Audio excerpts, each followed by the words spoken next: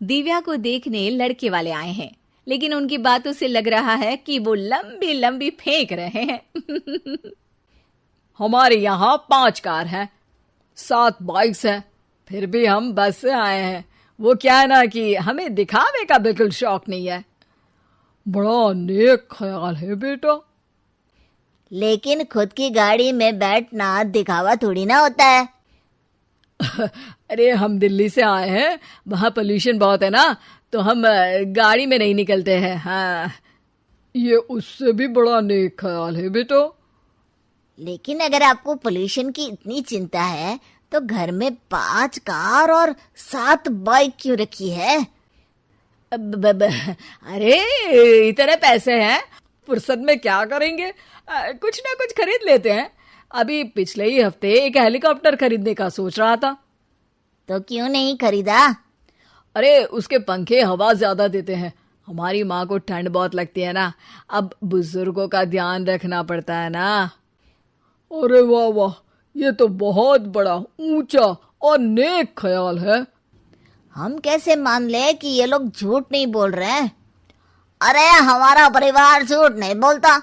दिल्ली शहर में किसी से भी पूछ लीजिएगा, हमारे बेटे का बड़े लोगों में उठना बैठना है। हाँ। अरे छोटो चुप रह, इतने बड़े लोग हैं, झूठ क्यों बोलेंगे? हमारी फैक्ट्री है, और ऐसी फैक्ट्री कि यहाँ ग्राहक आया, इधर सामान बनाया जल्दी जल्दी, और हम हर काम ना जल्दी करते हैं। हाँ वही तो, तब जल्दी जल्दी अपनी बेटी का हाथ हमारे बेटे के हाथ में दे दीजिए। दिव्या के पिताजी दिव्या के भाई छोटू की एक भी बात न मानते हुए दिव्या की शादी दिल्ली के इस फेंकू परिवार में करवा देते हैं। जब दिव्या ससुराल पहुंचती है तब, आपकी कार्स और बाइक्स कहाँ है? मुझे बाहर जाना था किसी काम से। कार और बाइक्स? कौन सी कार और बाइक्स? अरे जब आप मुझे देखने आए थे तो कहा था ना कि आपके यहाँ 5 कार्स हैं और 7 बाइक्स हैं। हाँ हाँ, उस दिन थी, आज नहीं है। है? आज कहाँ गई?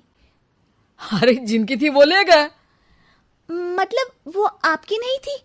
आपने तो कहा था हमारे घर पर है।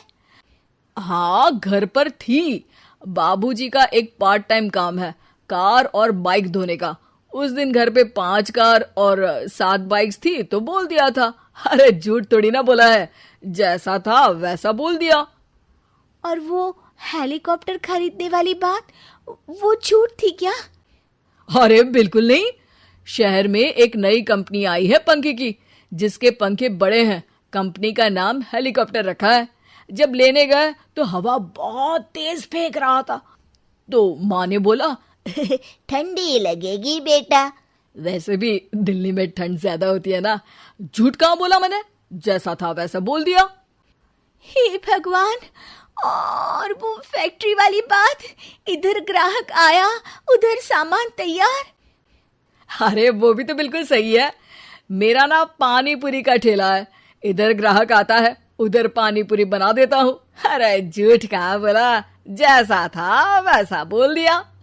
हे राम, मेरे तो कर्म फूट गए। आपने तो कहा था कि आप लोगों का बड़े लोगों में उठना बैठना है। अरे है तो, पहले मैं बहुत बड़े लोगों के यहाँ नौकर था। जब भी कोई गलती करता तो वो मुझसे उठक बैठक लगवा देते। हो गया ना बड़े लोगों में उठना बैठना। दिव्या अपने साथ हुए धोखे पर रोने लगती है और ठान लेती है कि वो ससुराल वालों को लाइन पर लाकर ही रहेगी और उनकी ये झूठ बोलने वाली आदत छुड़वा कर रहेगी। आप लोग खाने में क्या लेंगे? करेला खा लूंगा। अरे मुझे तो टिंडे खाने हैं। कद्दू खाऊंगा। अच्छी बात है, खाने की टेबल पर मिलते हैं। शाम को जब सब खाने की टेबल पर मिलते हैं तो सब देखते हैं कि टेबल पर प्लेट्स में एक पूरा और कच्चा कद्दू रखा है, कच्चा करेला रखा है और कच्चे टिंडे भी रखे हैं।